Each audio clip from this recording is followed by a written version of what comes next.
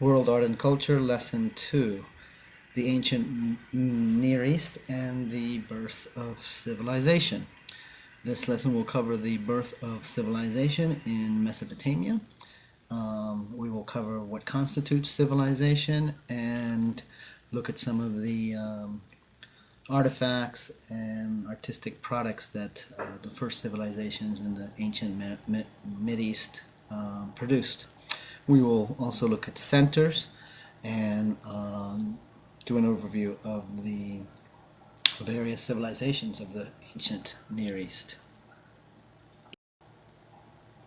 Now, to review our earlier Paleolithic period, which lasted until about 10,000 BC, and of course the Neolithic period, which we just covered, which lasted roughly from 10,000 BC to 5,000 BC, which will be where civilization begins.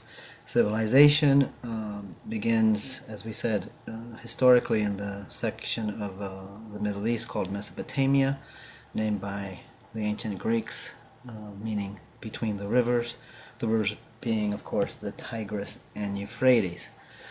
This is the first civilization that we have a record of, although other great beginnings of civilization occurred in the ancient Americas and Southeast Asia as well as China. But it is here in the Mesopotamian region that at least the earliest civilizations take shape. So what constitutes civilization? Remember, this is a stage beyond mere settlements. It's after thousands of years of agricultural development, as we traced in the last lesson. Civilization will include, though, 5 key, unique, new developments that will basically remain the same until the modern world. Civilization, first of all, is going to be run by kings, or it will include the notion of kingship. Kingship is a key element of civilization, although kings are probably as old as human settlements and human communities, and they didn't certainly develop overnight. Kingship does become a key feature of civilizations from around 5000 BC on. Kingship is basically a male institution, although there are queens in many of these cultures. Kings will be the major rulers, and we will talk about rule and rulers extensively. So, crucially, and of course, a continuous notion pretty much until the modern world is that kings are born kings. They inherit their power. Their power then is passed on to their kin, of course. Kingship is, again, a genealogical progression that leads back to the gods, and it basically constitutes what will be the upper echelon of civilization, which will continue for thousands of years. The upper class will be the noble class, which will include the kings, their relatives, obviously, the priestly class, and some of the military. Now, this is crucially important to understand how this changes the relationship between human beings and the sacred, as well as human beings and nature, human beings and themselves. As we saw in the Paleolithic period, the relationship between humanity and the sacred was mediated by animals, or the animal spirits. In that case, therefore, as we saw, it was a pretty violent relationship, a relationship of maybe mutual fear, mediated by magical rites, sacrifices, perhaps the very images that we saw in Paleolithic caves were part of these appeasement ceremonies that early men had to procure for the, perhaps for the redemption of guilt, perhaps for the appeasement of the animal gods. Whatever that was, that relationship was based on violence, and it was very much a relationship of bloodletting, as we discussed earlier. In the Neolithic period, of course, the relationship is much more benign, let's say, mediated through, as we said, the agricultural symbolic idea of feminine fertility. The relationship between humans and nature was much less violent, much more of a symbiotic sharing relationship, obviously because of agriculture and the domestication of animals. Now, though, the relationship between humans is mediated in civilized times by kings. Kings will be the mediators between humanity and the sacred. Kings will be the rulers who set the standards, the measurements, the distinctions between people. Which gets us to the second element of civilization, social hierarchy. We will now have social levels, cultural, societal echelons, of course, forever to be in many ways articulated through the nobility on top, the citizens, and then below, of course, the slaves. Slaves being another relatively new conception with civilization. Slaves being basically captured foreigners, and they become property, like anything else. So we have kingship, we have social distinction or social hierarchy. A third element in general related to this is distinction in general. Distinction meaning separation, distinct classes, separation between the sexes, separation between priest and non-priest, sacred and profane, and obviously the distinction between different people.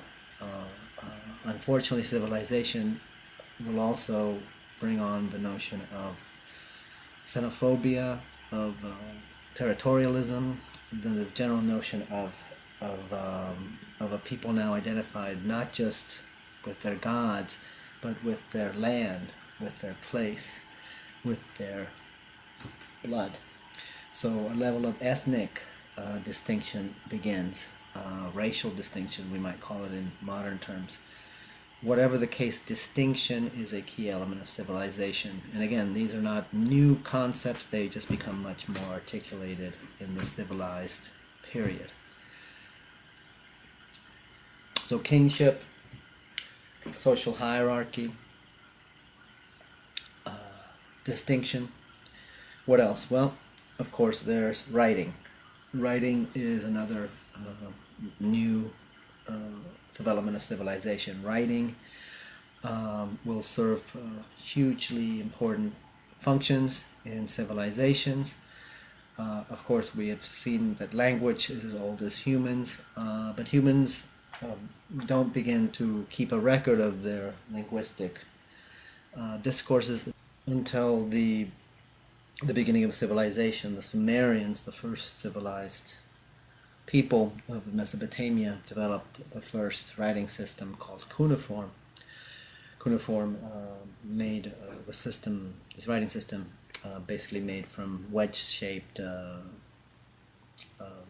signs that preserved writing. Now, let's remember what the function of writing is. It's a way of preserving something, preserving a truth, really. Writing preserves something that is true. It makes it into a kind of memorial or a kind of institutionalized truth. And with writing, we have the notion now of something that's preserved. And what, of course, is preserved, first of all, are laws. Laws are another part of civilization, and even though laws are probably as old as human beings, the idea that they can be now preserved through writing changes everything. Laws are now literally written in stone. They can be passed down. They can be literally preserved for generations. We have here the beginning of the tradition of the written law, which we'll see in many instances all the way to the ancient Hebrews. with writing, you also have the preservation now of history. We don't have the actual development of what we now in modern times called history. That's going to come with ancient Greece, but certainly now we have the beginning of the preservation of stories, of narratives, of myths, in the sense of a story. And of course, the stories that are first preserved and most importantly preserved through writing are the stories of the kings and their connections to the gods. Perhaps also the first stories will also include the genealogy of the gods and the genesis of the people, the particular people. We will begin to see the consistent narratives of people that begin with some kind of creation myth, and then of course the generations of the gods, who then pass their power on to their offspring, which eventually will be the kings of the people of particular lands. Keep in mind that these stories that are preserved in writing are truths, and these narratives tell this story, this linking story of the kings to the gods. And not only that, it preserves the story of the places and the identities that people are now having to their places.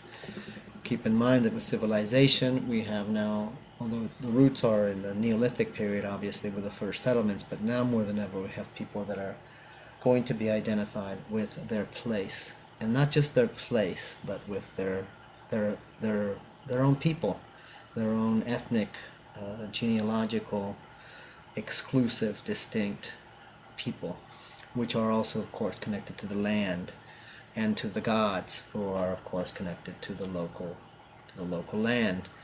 And this kind of genealogy from the gods to the kings to the people is really what civilization is. It's quite a powerful linkage between the divinities, the kings, and the people, and their land, their place. Unfortunately, this is the genesis of the blood and land identity that will not be a necessarily positive part of the history of civilization, as we can certainly attest to today.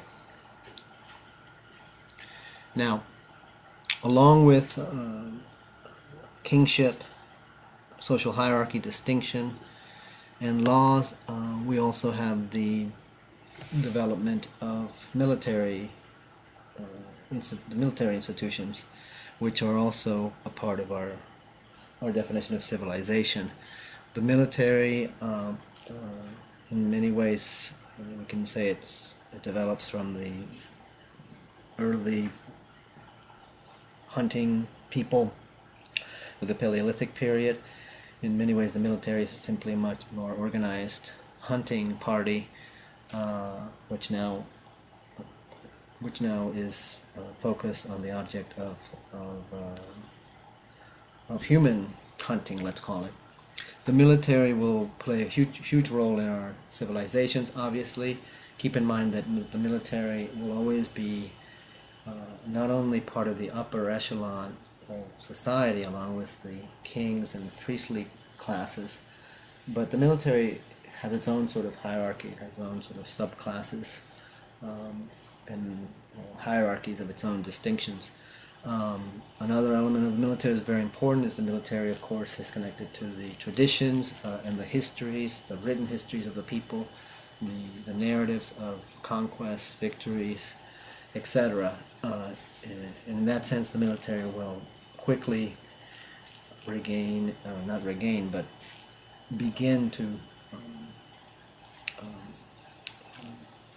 advance this sort of quasi-religious, sacred dimension of military and the military hero. The military forever and ever will be connected to this idea of sacrifice, kind of a sacred duty, and in many ways, again, a quasi-religious dimension. We still have it today with notions such as the sacred ground and the sacred heroes who died and sacrificed themselves for the cause of the people, etc., etc. The military in this capacity plays a very important role in state pride and nationalism, obviously territorialism, and as we said, it's in many ways a part of the upper levels of society, along with kings and the priests. Now we will look at centers.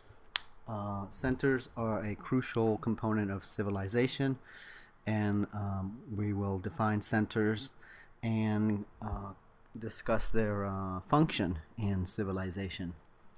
Centers are, by definition, extraordinary places of transcendental, supernatural, sacred significance. A center is a place where something extraordinary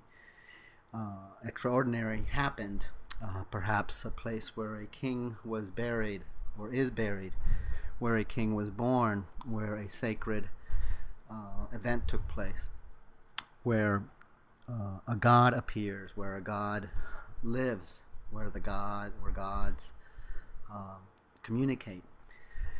In some ways, centers are as old as human beings. Perhaps the first centers are as old as human consciousness of the sacred. The first centers perhaps were sacred rocks, sacred trees, even sacred mountains. The first centers we have evidence of are in Neolithic times, as we saw places like Stonehenge. When humans begin to settle down in agricultural communities for the first time in the Neolithic period, they will build centers, sacred spots, sacred places where the divine powers will literally be concentrated.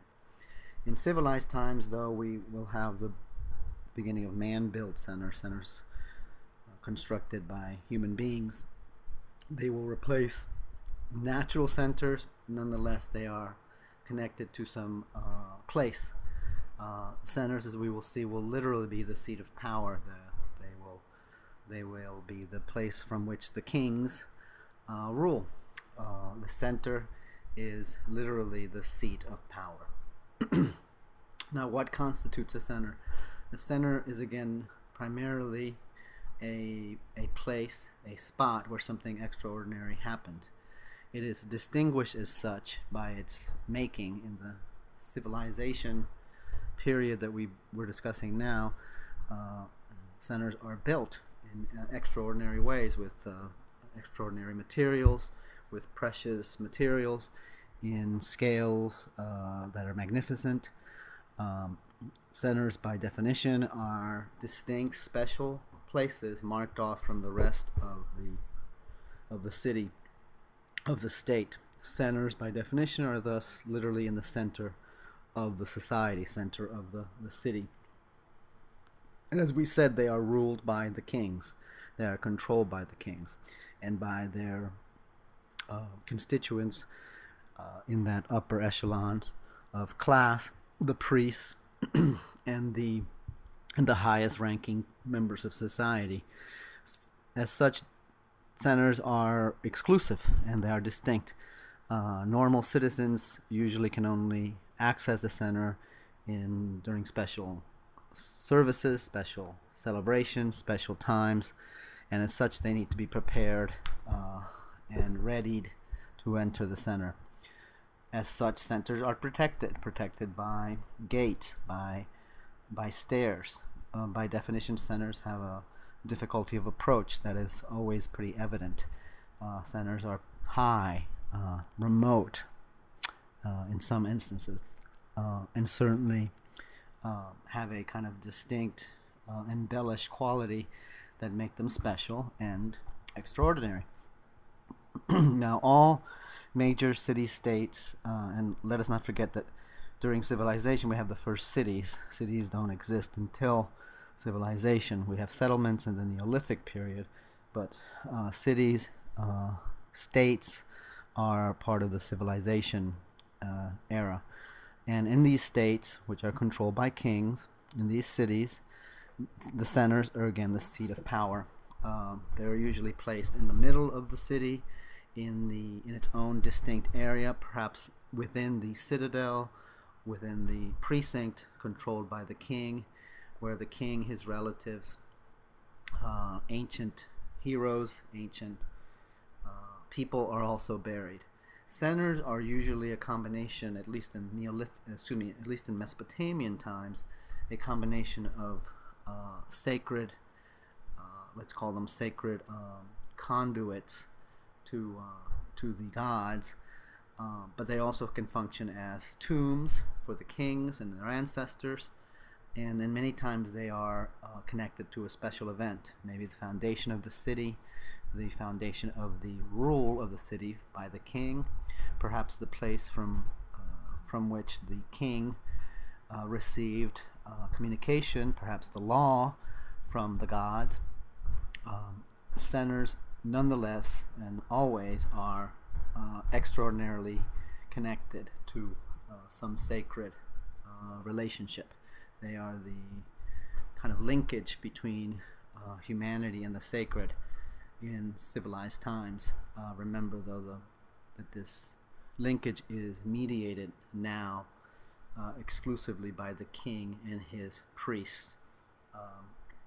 As we will see, centers are not just the seat of power, but they are the seat of power precisely because of their sacred significance, significance as communicative conduits with the sacred. Now, let us remember that centers are as powerful today as they've ever been. We have continued to use centers as commemorative, memorial, sacred spots. Every major city in the world has some kind of center still. To give you some examples in contemporary times, the Vatican itself, St. Peter's in Rome, is a center connected to the supernatural, transcendental burial center, which of course is the tomb of St. Peter, the first bishop of Rome, who's buried underneath the main altar. St. Peter's has that significance as a sacred, in this case, a center of a historical martyrdom and a burial spot for a crucial figure in Christianity. And of course, it's a center still today. It's the center of the Roman Catholic Church. Mecca in Saudi Arabia is obviously the center of Islam, as we'll study later. Note these two example centers are places of pilgrimage. St. Peter's and Mecca, of course, being examples of that.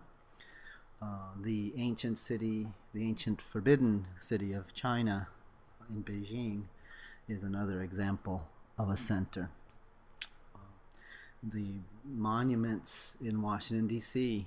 are their configuration from the Washington Monument to the Capitol is an example of a center.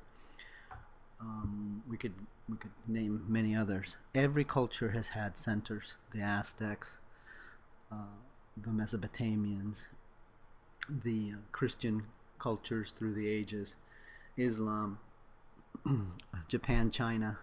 Centers are an ubiquitously present everywhere in the world still today, and as such they are constitute centers of economic, political, and religious power. No other center makes this more clear than Jerusalem, of course, which still today remains a highly contested place, whose religious sacred significance goes back to ancient Judaism through Christianity and Islam, and as we know very well today, still remains a very important center of political debate and unfortunately a seat of much violence. So Jerusalem is really the most powerful example throughout human history of the power of sacred places within human culture.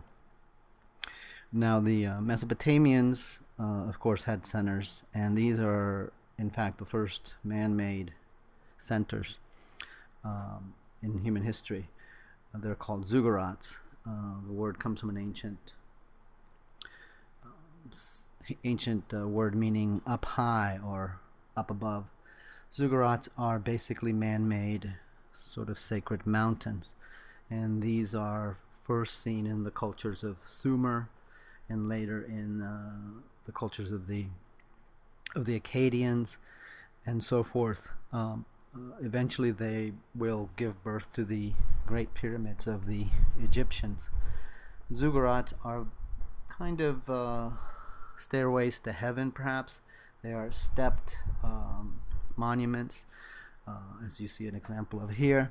They usually are functioning in a double purpose of both a marker of an extraordinary sacred event, perhaps the birthplace of a king, or the appearance of a place where the god appeared. In most instances, in the ones that we know of from Mesopotamia, the ziggurat is a combination temple and tomb. Now, temples, as we'll see later throughout the Middle Eastern world, temples are basically houses of the gods. They are places where the gods live, or at least appear. Temples have different functions in religious contexts throughout the ancient world. In Mesopotamia, they are seen as places where the gods are either abiding or will visit to communicate with the kings and the priests. As well as a temple, though, the ziggurat is also in many places a tomb for the burial of obviously kings and their family, or perhaps special priests. The ziggurat in Mesopotamia is thus the first example of a man-made center. Now, another key characteristic of centers, we mentioned them a few already. Centers are extraordinary places with a sacred connection to some sacred event or sacred linkage. Centers have by definition a difficulty of approach. They are distinctly made, guarded, perhaps even exclusively cut off from most of the culture, most of the society. Centers are places that have to be specially prepared to enter, and they are of course made of extraordinary materials, perhaps precious materials. The whole purpose of a center is that it has to be defined and refined and distinctly made to show the specialness and purpose of its significance. Now, the other key characteristic of centers is orientation. All centers are oriented in relation to the four corners of the earth, what are called the cardinal points.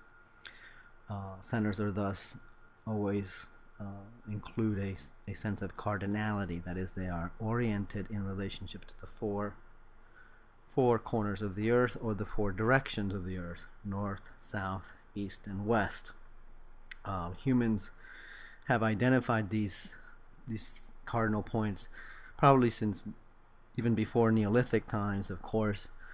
The north-south axis connected to the sun, and the north the east-west axis connected to the sun, the north-south axis in relation probably to the North Star. Anyway, these four corners of the earth, the four cardinal points, will always be used to orient centers. Centers are never arbitrarily constructed. Obviously, they are built upon a sacred spot, but they are also thus oriented or put in the right relationship or the right order to the cosmos by their orientation. So whatever a center might be in, let's say, a ziggurat, its corners or its sides would be oriented towards the four cardinal points. To give an example from later times, Christian churches will be built oriented to the to the east-west axis, and of course, in Islamic architecture, mosques are oriented not just to the cosmos but to Mecca itself.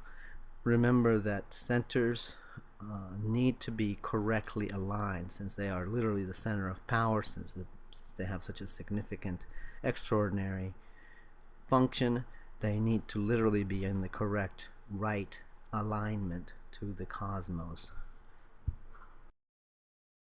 Now we will look at some examples of images made by Mesopotamian cultures, Mesopotamian civilizations, keeping in mind what we mentioned about the function of images at this time. Like writing, images are a kind of preserved truth. That's their function. These are not artistic images in the modern sense. They are not made by individuals for any kind of aesthetic self-expression. These are variously made to promote, monumentalize, institutionalize truth, and as such they display the truths about Mesopotamian culture and many of the qualities we identified with civilization itself. This image, for example, is the famous Standard of Ur from Sumer, and like many images that we see in this early period of civilization, it emphasizes the distinct social hierarchy of class, the hierarchy of social levels. This image would have been placed in an important place, perhaps a center. It would have been seen by the citizens, and as such it shows the order of society, with the kings and priestly class up above, in the middle the citizens, and below perhaps the slaves. Again, this is directly and literally a depiction of the truth of our culture, of our society here in Sumer. Sometime around 3000 BC. It is evident, clear, evident testament to the social levels of society, the hierarchies that are part of civilization.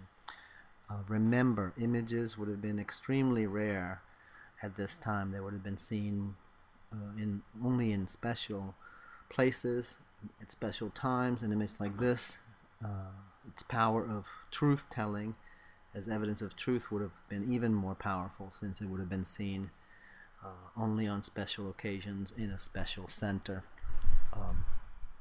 Examples of images showing the social hierarchies are numerous in the Mesopotamian cultures.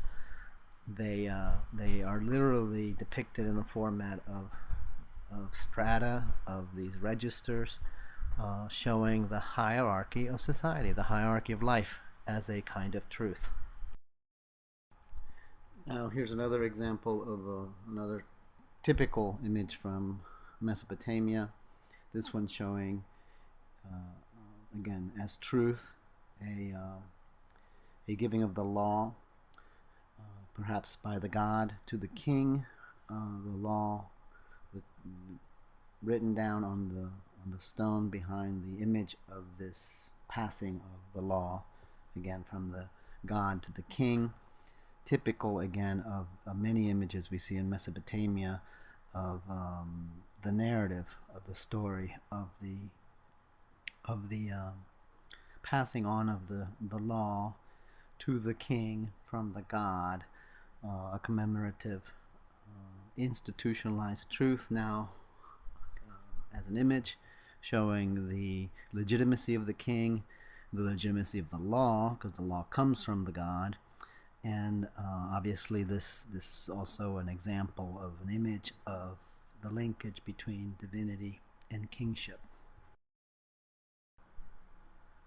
Now, something else to remind us of the significance of images. Remember, they're making, their facture, their human manufacture, their human making is evident of their importance. These are images made obviously in stone. The most important images are usually made of the hardest stones for obvious reasons. A hard, difficult to work stone, which is then carved with an image and a text, is made even more significant, has been now made more valuable, more authoritative by the simple fact that it's made from a precious and hard to work stone. And we can think about metaphors as the hard truth or written in stone again. We might think these are just simply metaphors, but they're not. They really speak to the power of these documents, these texts, visual and image text. Documents that are literally the truth now set down to be seen as such by the citizens of this state. And let's remember that the truths are all linked to the king and then to the gods.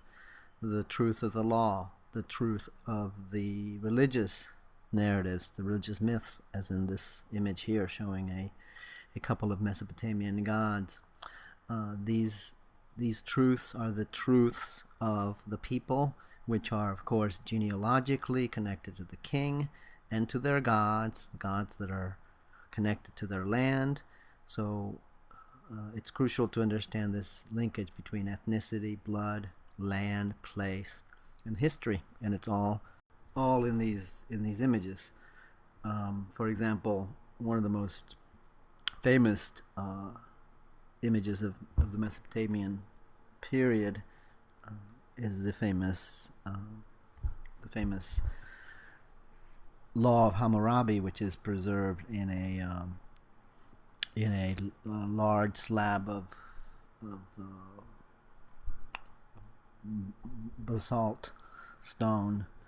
The law of Hammurabi is a commemorative record of not just the law itself, which is the first or the earliest complete law that we have, but it also is an image of the reception of this law as it was given to the king Hammurabi, who was an Akkadian king, by the god himself. So we see here not just the law itself preserved, factored into this large stela, large stone, but we also have the image of the truth and the authority, the history, then the narrative of the procurement of this law by the king from the god. So you have here a great example of a commemorative image, a truth of the law and its visual representation, the visual representation of the attainment of this law from the god given to the king. So here the great example of the mediation between the god and the king, or let's say the god and the people through the king. The king literally is the conduit through which the law is received, as well as the power, the authority, the rule of the king. Note here the king receives not just the law, but he's also being handed the symbols of order, the measuring rod, as we see there. It's a sign of literally of the power to rule, to measure, to make distinctions between people, and also distinction between various measurements, standards and measurements, which the king has authority to do also, which of course is a huge part of commerce and trade. Not only that, the king receives from the god the symbolic rope ring, which stands for his authority to build, literally to build cities and monuments and centers, but also the authority to literally build a society. Building is not just building, but more metaphorically, it's the construction of a society, which the king has now the authority to do so, again through the god. Remember that this rule that the king receives, this authority to rule, is both power to rule the military, to rule the people, but also to govern through law, through measurements, through distinctions, all aspects of life, from commerce, property, inheritance, treatment of slaves, etc. This is a great example again of the authority of rule, which is received by the king from the god. Here's another image, a sculpture from perhaps from Babylonia, perhaps showing a king or a priest. We're not sure. What is significant is in most representations that we've seen, most images, not only is class distinction shown, that's definitely a theme of many of these images, the hierarchy, the levels of societies we saw in the image of the Standard of Ur, or else the narrative, the story, the commemorative history, the truth of the authority of the king, the, let's call it, ethnic, genealogical relationship between the king and the gods, the people, their land, the laws, etc. But we also see images of individuals, perhaps, like this one here, perhaps a priest or a king. Something to keep in mind about the format of images in Mesopotamia, in these early civilizations, they usually are depictions, again, either of narratives, of historical events, the appropriation of the center, the appropriation of the law, or simply the social structure, the hierarchy, the levels of society, or perhaps the distinct levels of society in terms of scale. Many images in Mesopotamia, the size of the individuals, when humans are depicted, citizens, slaves, kings, priests, gods, their size is always relative to their rank. People are shown bigger in relation to smaller people, not because of relative, not because of objective size.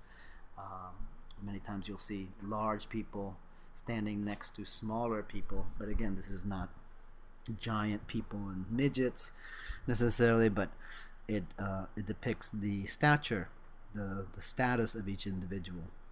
So a man will usually be bigger than a woman, a queen bigger than a female citizen, etc. A slave the smallest. We could call this qualitative proportion. The size of individuals is always relative to their rank and social value in the community. Now, this particular image is also probably an example of the sort of symbolic meaning of large eyes as a sign of spiritual depth, of spiritual knowledge, of inner spiritual wisdom. We mentioned very early on that the idea of spirits were usually connected to a kind of ability to see within, perhaps related to dreams. The spiritual dimension is sometimes something that is seen literally not outwardly but inwardly. So therefore, we might say that the large eyes might represent spiritual wisdom, spiritual knowledge.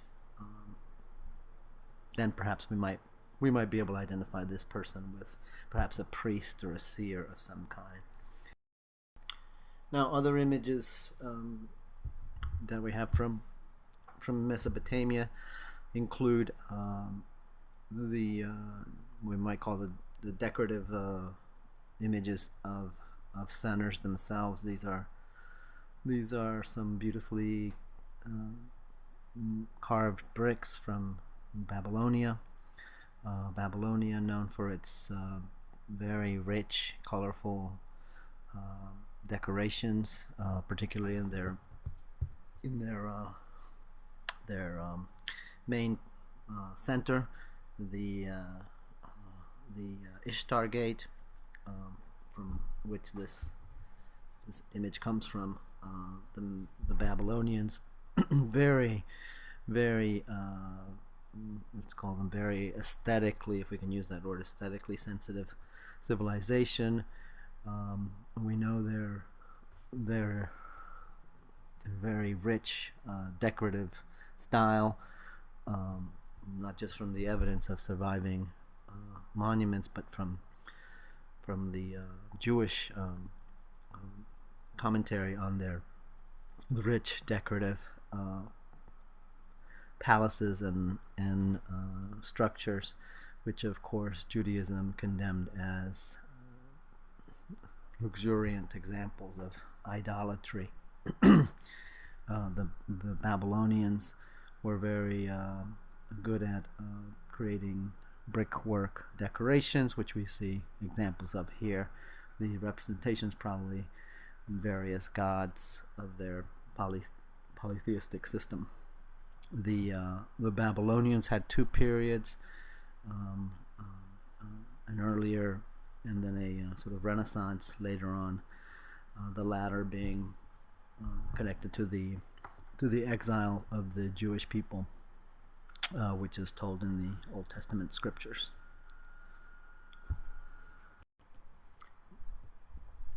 Now, along with Sumer, the Akkadians, the Babylonians, another great civilization of the Mesopotamian region, the Assyrians who ruled from around about 1500 BC to about 600 BC. Remember, all of these civilizations of Mesopotamia basically conquered each other during a period of about 4,000 years, from 4000 BC to the birth of Christ. Sumerians are defeated by the Akkadians defeated by the Babylonians. Then the Assyrians are the principal power in the area. The Assyrians, known for their military prowess, their famous military ruthlessness and strength.